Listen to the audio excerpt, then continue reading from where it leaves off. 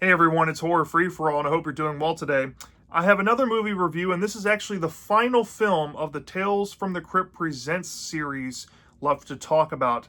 This film has an odd history. It's actually a remake of a movie from 1943 called I Walked with a Zombie, and that original idea was developed by Kurt Sidmack and Ardell Ray, based on a story by Inez Wallace. And this screenplay was written by Rob Cohen and Avi Nesher, and this film was also directed by Avi Nesher, who wrote the screenplay, and that is Ritual. Now, this is also known as Tales from the Crypt Presents Ritual, in North America at least. But if you're overseas, and maybe somewhere in like Asia, the European market, you might know this movie as just Ritual. This movie has a weird history, starting off with its physical release. If you don't know, this movie's been out of print for years. The regular DVD costs like 25 bucks these days. The Blu-ray is like 85 bucks. I have this little 8-pack here, Masters of Terror, that includes Ritual on it, with some other movies that I don't really care for, like Crow Wicked Prayers, one of the worst horror sequels of all time. Fuck that movie. But I got Ritual this way, and if you're in the market, just make sure you're looking out for this version here if you want to catch the Tales from the Crypt Presents version, because there is the non-Tales from the Crypt Presents version out there as well. So be warned. But yeah, Ritual has a bizarre ass history behind it. I've already covered the long history of the other two films before it.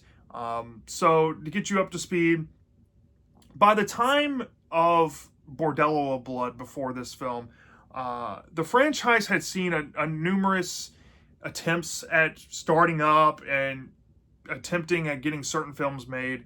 It goes all the way back to, Two-Fisted Tales and the original idea that Robert Zemeckis wanted to do with the Tales from the Crypt spin-off movie series that became Death Becomes Her. Once those kind of became proof of concepts, Universal decided to go ahead and make a series of movies. And out of that process and a long history of things, Demon Knight and Bordello of Blood got made after two films got canceled in the wake of it, Dead Easy and Body Count, and two other films were cast aside and made in standalone movies or sold off to other studios to get made, and that was The Frighteners and From Dusk Till Dawn.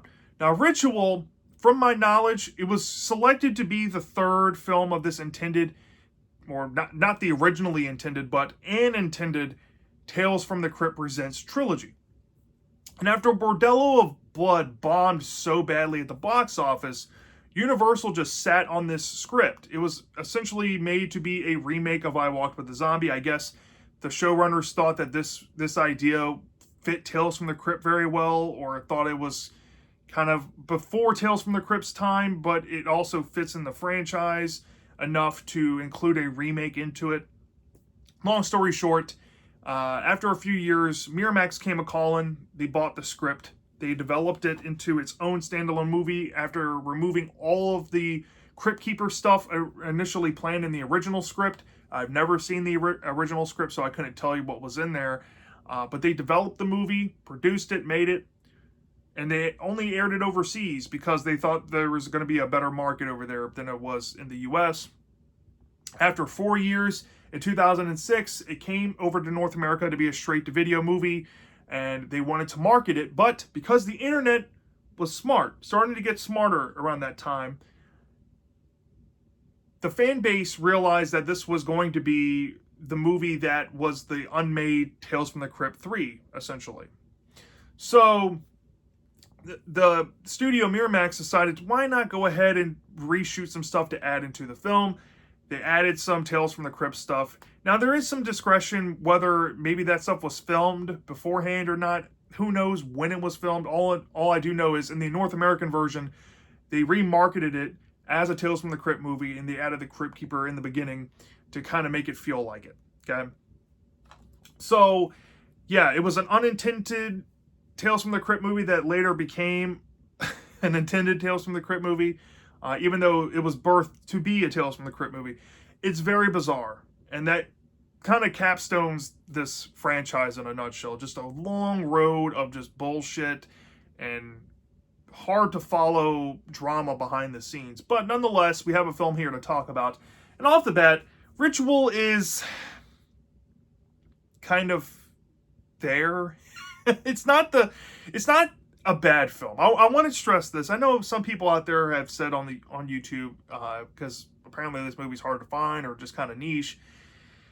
It's not the greatest thing ever, and that's fair. It's totally right. But it's also not bad either. I think some people have given a fair shake to this, and some people have not given a fair shake to it, sadly. And I'm here to kind of say I'm mostly in the middle with this. For it being the final Tales from the Crypt movie, or I guess segment to include into the franchise, it is kind of a whimper to go out on.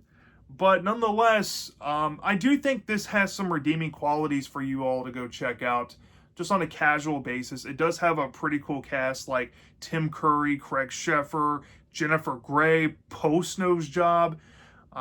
There's a lot of people you'll recognize in this movie. And it does have some redeeming aspects to it, despite some heavy flaws.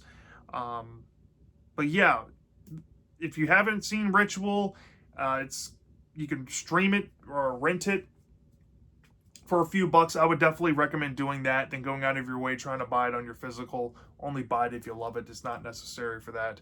But go try this out. I know this is definitely an uncovered one. Not a lot of people bring this up or mention it in the Tales from the Crypt Presents series, for good reason, because of poor marketing. But yeah, go check this out, especially if you're a Tales from the Crypt fan. So let's start off with the movie here. What to expect here in the plot. So the movie starts off with a really cheap Crypt Keeper puppet.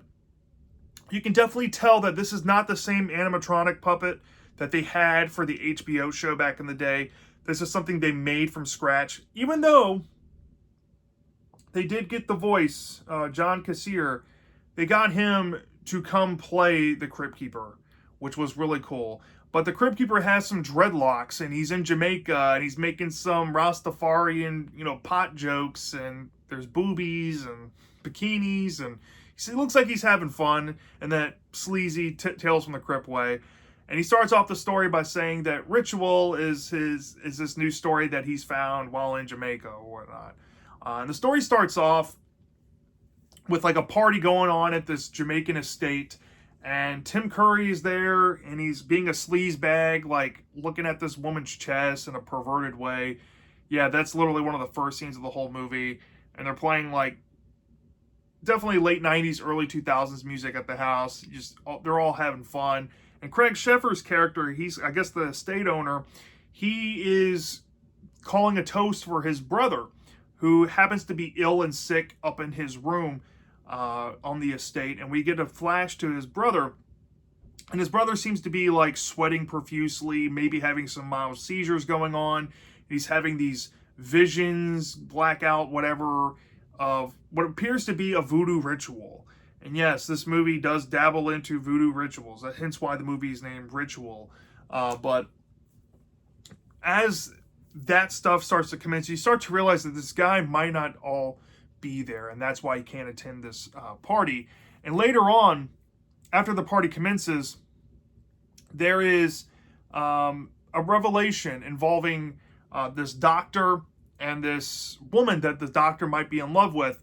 And the woman ends up getting brutally murdered by a machete.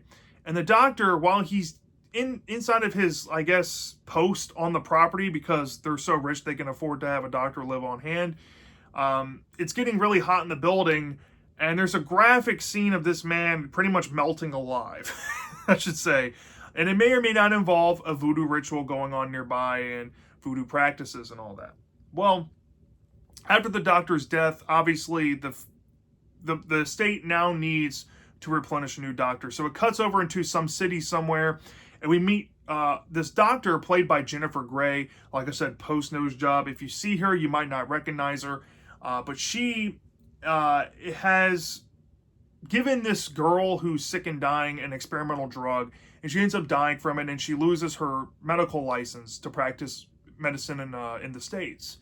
And she's living in an apartment, and she gets a cold call from this agent saying, hey, look, we have this job for you in Jamaica. Are you willing to take it? And since she's kind of hit a nowhere end in her life, she's like, might as well move there and shake things up. So she packs up, moves to Jamaica, gets picked up by this cold caller who's recruited her, and there's some hints that you got to be careful in Jamaica because there's some weird stuff going around. There's voodoo. There's people carrying machetes everywhere, and the doctor's like, okay, well, this is a culture shock thing, but I guess it's something I just got to get used to. But when she arrives on the property, she's never told of any of the events that happened prior, and that plays a role later on in the film. But she's introduced to the guy who runs the estate, Craig, played by Craig Schaefer. And the dialogue here is kind of bizarre because while they're first introducing themselves, they're like interrupting each other while they're talking. I've never seen a movie do that, and it was so bizarre. But she gets convinced that, you know, living on property might be nice. She doesn't have to pay like room and board. She's basically paid to be the caretaker doctor of the guy's brother. And she goes to meet the guy, and the guy seems to be like all over the place. He's not really there mentally. He's checked out. He's kind of a jerk. But she realizes that, you know, he's going to be a tough cookie to crack. And she's going to have to like keep an eye out on him to make sure that he's okay, because that's how she's going to have to sustain her living, right? Well, there's another woman named Caro that gets introduced into the story, and Caro becomes essentially like her best friend while she's in Jamaica. Caro is this, I guess, affiliate of her cold call friend that she made.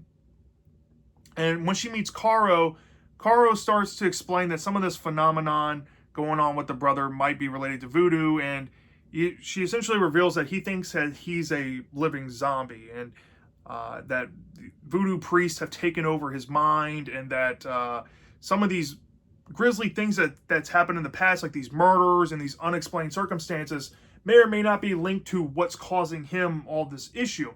And Caro's like, well, the only thing we can do is to keep the spirits happy and figure out who's at the bottom of this voodoo stuff, right?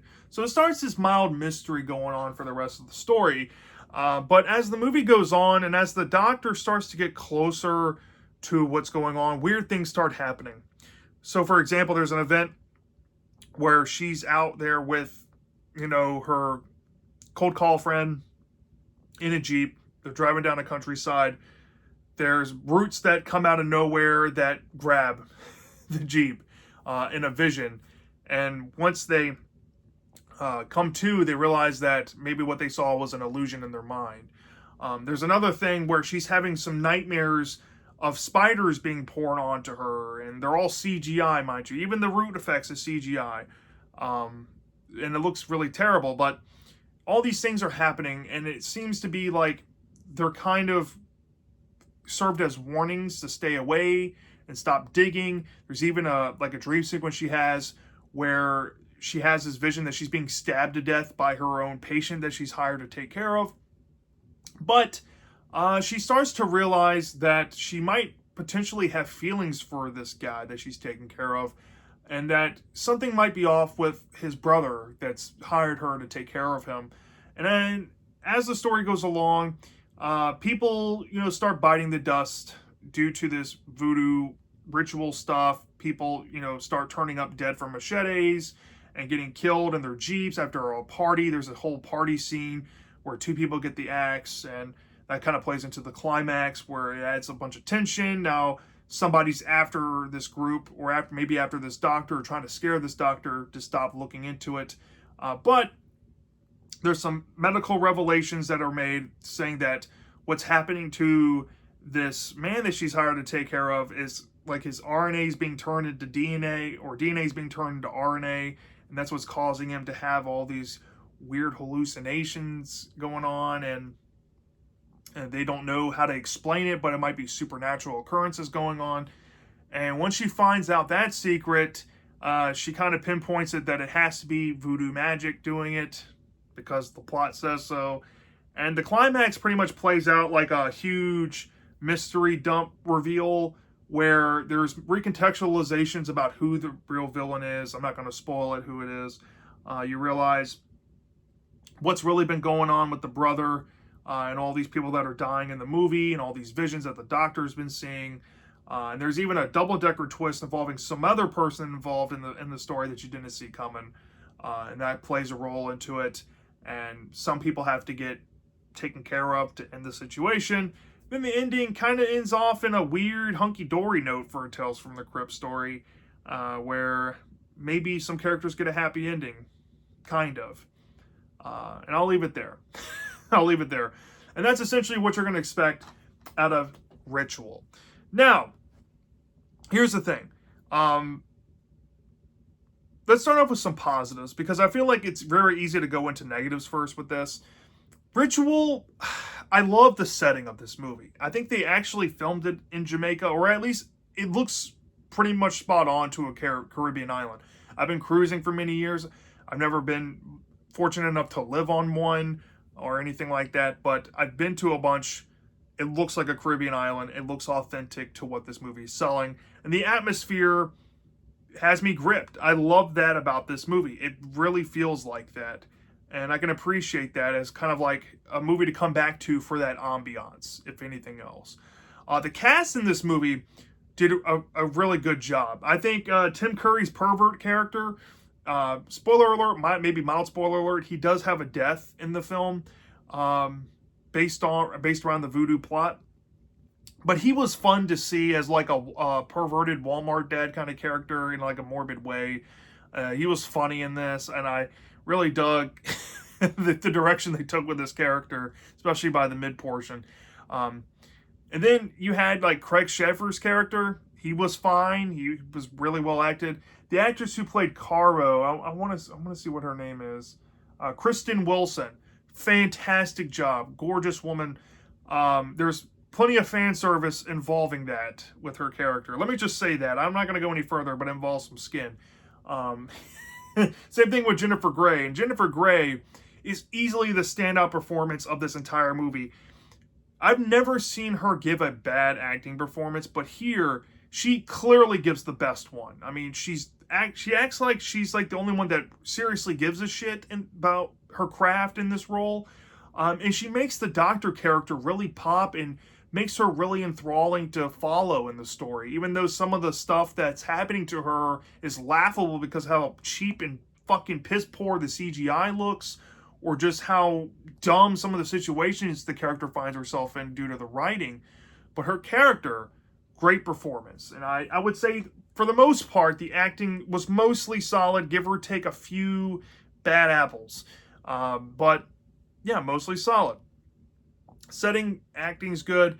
Let's run down some of the death sequences in this movie. There are some off-screen stuff that I wasn't expecting, but the on-screen deaths with some visual effects here and practical was actually rather good. There's a machete hacking death that was really cool to see near the final bits of the movie, but in the early stages of it, that whole death sequence involving the original Doctor melting alive, that shit was gross. That was gnarly as hell. I mean, that got me a little bit. Like, I love body horror movies, but that legit disturbed me, what happened on screen there. So I have to commend the movie for that. The practical effects looked good when it was there. The death sequences, when they were there, were good. You could tell they tried to use real blood, even though they CGI'd a bunch of shit that they probably didn't need to. So, yeah, there's that. I love the practical effects as well. And then one thing else I can say I love about the story is how engaging the mystery was. There is a lot to go on and keep track of in the movie. So there's that for you. If you don't like convoluted stories, this is probably not going to be for you. But I do like the ebbs and flows and how that builds up to the twists at the end. I think that the mystery reveal of the whole movie was actually quite shocking, because you really weren't expecting who, especially the second person of the double-decker twist, was behind all this. And that was fantastic. So, yeah, it had an enthralling mystery. It had a kind of a overdone concept for Tales from the Crypt, nonetheless, with like the voodoo stuff. We've been there, done that. I think some of the other episodes do it way better than this. But this at least had some enthralling plot going on, especially considering Bordello of Blood's plot, the film before this one. So it has that. But unfortunately, I think all said and done, it has a lot more damning weaknesses than Bordello for me. And I'll start off here.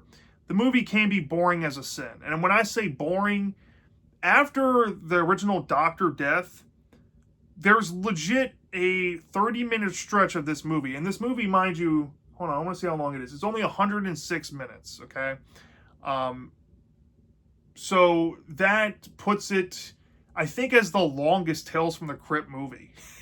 Because the other ones were like barely 90 something minutes apiece. This one's 106. This is the longest movie out of the three, and it really does feel like it. It is quite of a slog. There's like a 30-minute portion, like I said, in the middle of the movie where nothing is happening. It's all just characters experiencing dreams, and maybe there might be some fake out dream sequences that mildly are scary or kind of creepy, but there's nothing really there.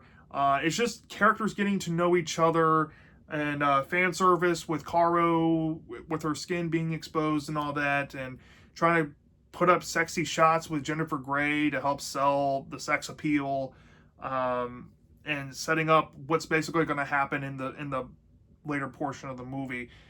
It's just not that enthralling in certain sections of it, especially when there's not a lot going on that matters plot-wise.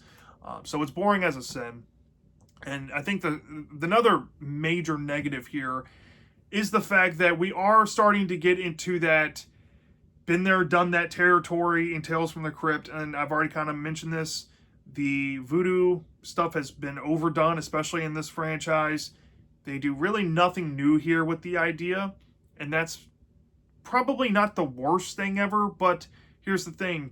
You know, you go through this whole movie kind of like wondering where it's going to end up, and then by the time you get to the end, you're just like, okay, that was a cool mystery and all that, but it's just nothing special.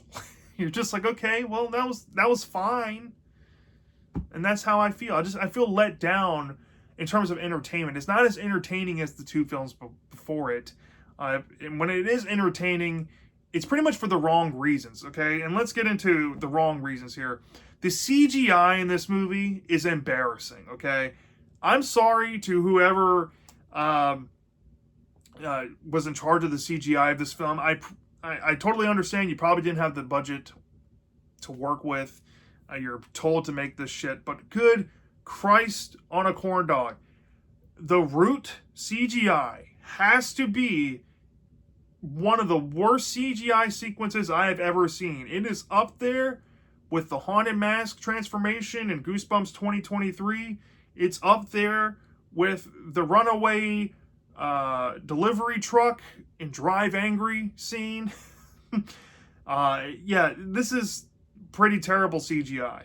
I mean, it's hard to watch. And it happens a couple times where they use cheap, straight-to-video spiders.